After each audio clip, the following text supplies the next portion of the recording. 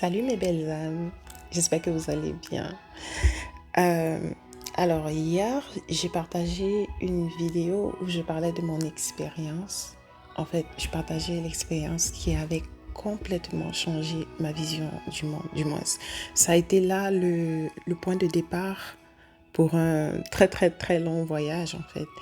Et avec cette série de vidéos, je compte partager juste mon expérience. Je compte pas, comment dire, détenir la vérité sur quoi que ce soit, mais je partage juste mes pensées, mon expérience personnelle avec toi en fait.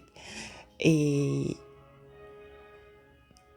en fait, j'ai vécu cette expérience dont je parlais hier et de là est née la question à savoir si la vie c'est le commencement de d'autres choses en fait et que la mort n'est pas la fin. Alors, c'est quoi le but de la vie en fait? En fait, là, j'ai commencé à redéfinir, à re-questionner ma définition de la vie, ma définition du sens que je donnais à la vie, tu vois. Parce que euh, il y a une grande différence quand tu considères la vie comme une fin en soi, c'est-à-dire la mort comme une fin, on va dire, et quand tu considères la mort comme juste la suite de quelque chose. Là, j'ai dû, comment dire, re-identifier mes, mes priorités, en fait, dans la vie.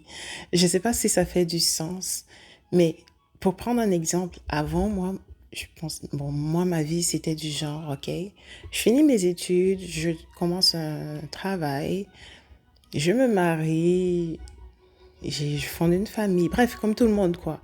Rien de spécial, tu vois, à part quelques deux, trois rêves en plus que j'avais, tu vois. Mais sinon, une vie presque basique. Mais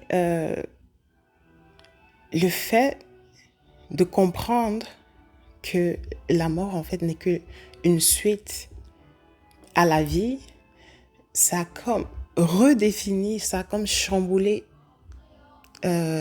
complètement la définition que j'apportais au sens de la vie. Et là, je me suis posé la question, mais c'est quoi donc? Qu'est-ce qu'on fait ici en cette période-ci, en ce moment-ci? Si après ça continue, c'est quoi cette étape? C'est quoi cette étape qui est la vie en fait? Je sais que ça fait un peu, ça fait un peu beaucoup là, mais moi je suis comme ça. En fait, je suis une personne qui, mon cerveau, euh, mon cerveau réfléchit tout le temps, tu vois. Je suis curieuse de nature. J'aime comprendre les choses profondément. Et à ce moment-là, c'était comme ouvrir une boîte de Pandore, quoi.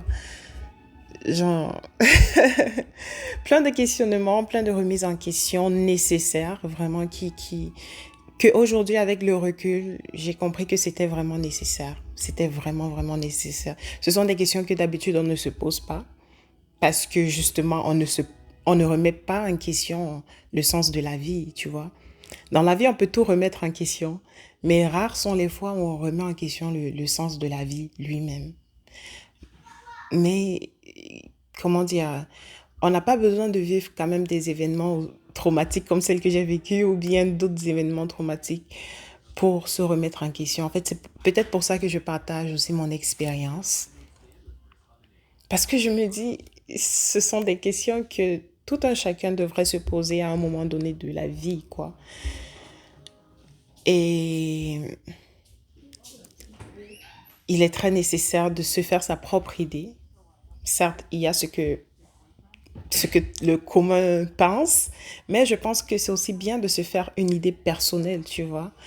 Même si tout le monde ne la partage pas, mais au moins se poser cette question-là à un moment donné de la vie. Qu'est-ce que je fous ici? Pardon. Qu'est-ce que je fais ici? Qu'est-ce que je suis venue faire ici? C'est quoi le vrai sens que je donnerais moi-même si je n'étais pas influencée par tout ce qui m'a été dit, parce qu'au final, c'est tout ce qui nous a été dit, parce que il y a que quand tu meurs que tu comprends, que tu sais où tu vas, en fait, que tu sais il y a quoi après la mort. Mais avant ça, tu sais pas. Bon, à part si tu fais une expérience de mort imminente, peut-être tu peux avoir un bribe de ce qui peut se passer, mais sinon, tu peux pas savoir. Mais moi, je pense que individuellement, chacun devrait se poser cette question du genre, c'est quoi le sens que je donnerais à ma vie si je n'étais pas influencée par quoi que ce soit, personnellement, au fond de moi? C'est quoi le sens que je donnerais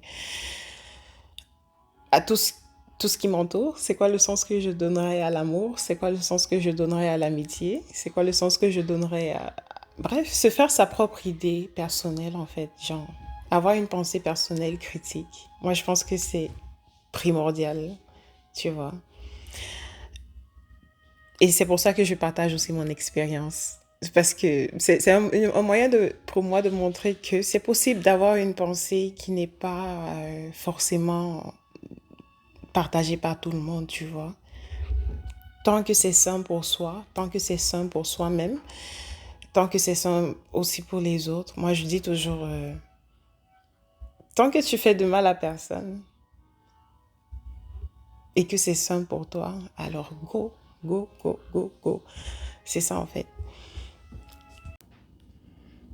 En fait, ce qui s'est passé pour moi quand j'ai commencé à vraiment intégrer cette recherche personnelle de vérité-là, qui n'avait rien à voir avec ce que je savais avant, tu vois, ça a été très dur. Ça a été vraiment dur, surtout au début, tu vois.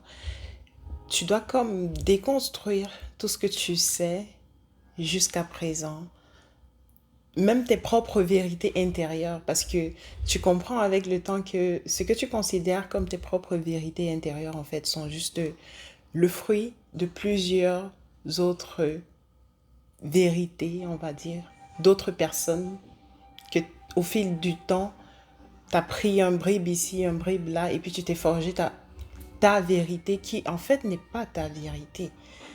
Si tu creuses, tu vois que généralement, ce que on appelle vérité ne sont pas vraiment nos vérités. C'est juste des trucs qu'on est convaincu d'être des vérités, tu vois. Mais on n'a pas fait l'expérience de ça comme une vérité. Moi, ça a été par rapport à la religion. Je suis née d'une famille chrétienne et tout. Mais en grandissant dans cet environnement-là, il y avait beaucoup de questionnements. Moi, j'ai toujours été une personne qui questionne beaucoup, tu vois. Il y avait des incohérences, beaucoup d'incohérences. Il y avait beaucoup de questionnements et ces questionnements-là, je ne trouvais pas des solutions en grandissant, tu vois. Puis en grandissant, je me suis comme détachée de, de la religion. Je pensais m'être éloignée aussi de Dieu par conséquent, mais bon. Après, j'ai compris que ça n'a jamais été le cas, tu vois. Mais je me suis comme détachée de la religion. Ce qui fait que quand moi j'ai eu cette expérience-là qui a comme remis tout en question, j'ai comme commencé à rechercher le sens, la vérité, quoi. J'ai re-questionné ce que je savais de la religion, ce que je pensais être vrai, ce que je pensais être faux. Bref, tout y est passé. Tout y est passé en fait. Et ça m'a permis, ça a fait en sorte qu'aujourd'hui, j'ai une vision très personnelle, tu vois, de la relation avec Dieu.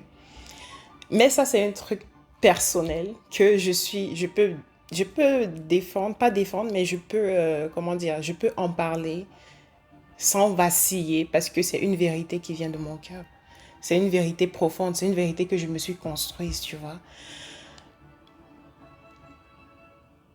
Je, Ça a été vraiment compliqué, difficile, pas compliqué, mais difficile d'en arriver là. Mais c'est possible.